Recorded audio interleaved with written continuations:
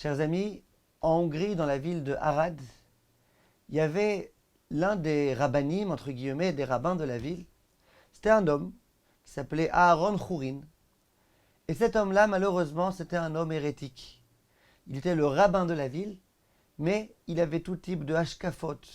Il avait une pensée qui était complètement falsifiée. Ce n'était pas du tout la pensée de la Torah.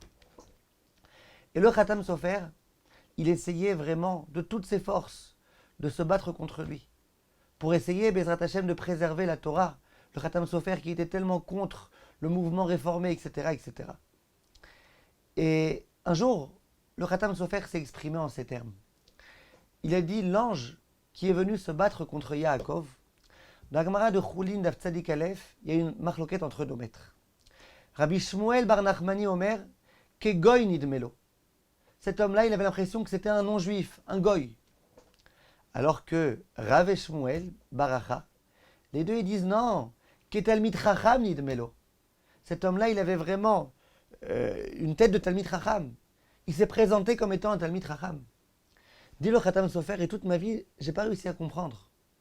Comment une marloquette, une discussion entre nos maîtres, tellement grande, c'était ou un goy ou un Talmid Chacham? Pourquoi une marloquette tellement aux extrêmes? Si tu m'avais dit qu'il y en a un qui dit que c'était un Talmid Chacham, l'autre qui dit que c'était un Maharetz, un ignorant, j'aurais pu comprendre. L'un il m'aurait dit que c'était un anglais, l'autre il m'aurait dit que c'était un français, j'aurais pu comprendre. Mais l'un dit c'est un goy, et l'autre dit c'est un Talmid Chacham. Et deux opposés, tellement opposés. C'est même pas un goy et un juif, c'est un goy et le Talmid Chacham. Comment comprendre une telle chose? Dit le Khatam Sofer, mais maintenant que j'ai rencontré cet homme-là, qui se comporte comme un goy, qui réfléchit comme un goy, dont tous les enseignements, c'est les enseignements vraiment empruntés de la culture goy. Et celui-là, on l'appelle être un rabbin. Et celui-là, on lui confie de diriger la ville, de diriger les juifs de la ville. Et bien maintenant, il n'y a plus rien d'étonnant. Le Sar qui est venu se battre contre Yaakov, et ben c'était exactement un homme comme ce rabbin-là. C'était un homme qui avait une apparence de rabbin, mais qui était profondément ancré de la culture goy.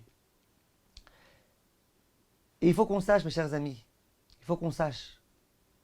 Il y a des gens qui sont Talmid Chacham, mais goy. C'est triste à dire, c'est terrible.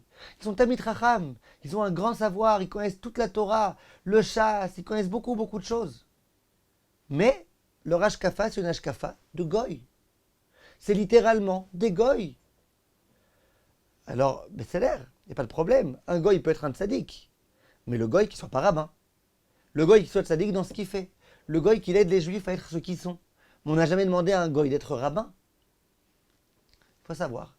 C'est la raison pour laquelle aujourd'hui, mes chers amis, quand vous entendez que tel grand rabbin est arrivé de je ne sais pas quel pays, tel grand admor, vous voyez sur YouTube, Rav un tel, mais il faut se méfier. Il y a des gens qui ne s'appellent pas Rav et qui sont des vrais Talmidei Chachamim. Il y a des gens qui s'appellent Rav et qui sont des Talmidei Chachamim goïm.